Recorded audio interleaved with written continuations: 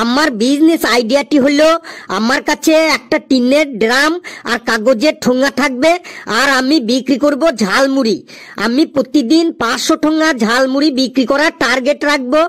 মার্কেটে মুড়ি 50 টাকা কিলো, আমার একদিনের জন্য 10 কিলো মুড়ি চাই। 50 × 10 মানে 500 টাকা। 2 কিলো চানাচুর লাগবে যার দাম 150 টাকা। 5 কিলো পেঁয়াজ লাগবে যার দাম 160 টাকা। 4 কিলো শসা লাগবে যার দাম 240 টাকা। 20টা পাতিলেবু লাগবে যার দাম 100 টাকা। 1 কিলো সরষের তেল লাগবে যার দাম 130 টাকা। আর 5 কিলো কাঁচা লঙ্কা লাগবে যার দাম 300 টাকা। আর কাগজের ঠোঙা লাগবে 500 পিস যার দাম 100 টাকা। যদি আমি টোটাল ইনভেস্টমেন্ট দেখি তাহলে আমার লাগবে মোট 500 plus 150 plus 160 plus 240 plus 100 plus 130 plus 300 plus 100 মোট 1680 টাকা। 1680 টাকা আমার বিজনেস স্টার্ট হয়ে যাবে। আর আমি এক ঠোঙা ঝালমুড়ি 25 টাকা করে বিক্রি করব।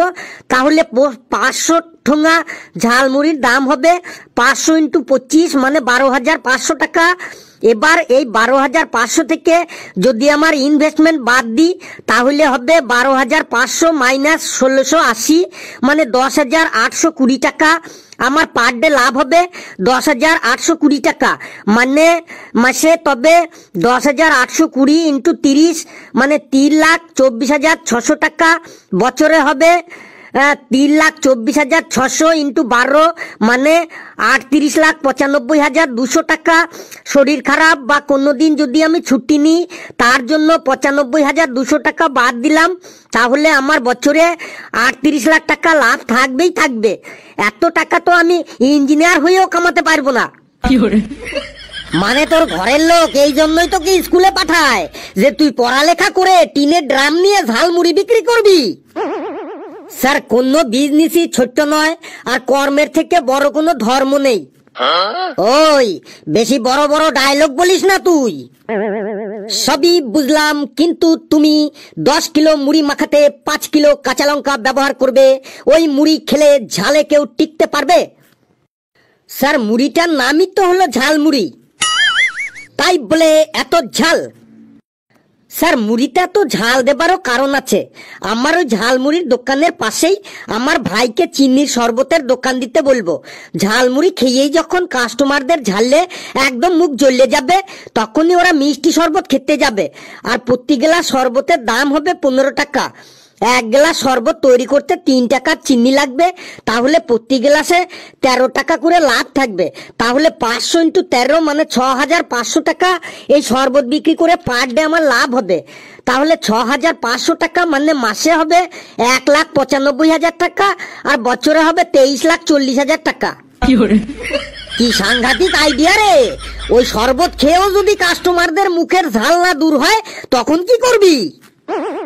স্যার, ওই শরবত খেয়েও যদি কাস্টমারদের ঝাল না দূর হয় তাহলে আমি আমার কাকাকে ওই শরবতের দোকানের পাশেই ল্যাংচার দোকান খুলতে বলবো। ওই ল্যাংচা খেলেই ঝাল মিটে যাবে। ধরুন 100 কাস্টমারের শরবত খেয়েই ঝাল মিটে গেল, পরে রইল 400 কাস্টমার। ওই 400 কাস্টমার যদি 2টো করে ল্যাংচা খায় তাহলে একটি ল্যাংচা 10 টাকা হলে 2টো ল্যাংচা 20 টাকা। তাহলে 20 × 400 কাস্টমার মানে 8,000 টাকার ল্যাংচা বিক্রি হবে। আর 8,000 ল্যাংচা বানাতে 3,500 টাকা খরচ হইলে 5,500 টাকা পার ডে লাভ হবে। তাহলে এবার আপনি মাসের আর বছরের হিসাবটা করে নিন। তারপর এমন একদিন আসবে তখন আমি শুধু দিনে বসে বসে শুধু মেশিনে টাকাই গুনবো। এদের বিজনেসের আইডিয়া শুনে আমার নিজের বিজনেসের কথাই ভুলে গেছি। চলুন তাড়াতাড়ি এখান থেকে কেটে পড়ি, না হলে এরা আমাদেরকে একদম পাগল করে ছাড়বে।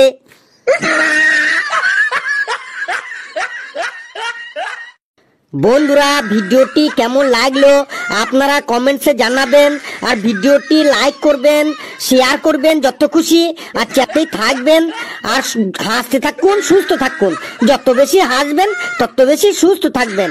আর আমার বিজনেস আইডিয়াটা কেমন লাগলো আপনারা অবশ্যই কমেন্টসে জানাবেন। করোড়পতি হতে হবে, করোড়পতি।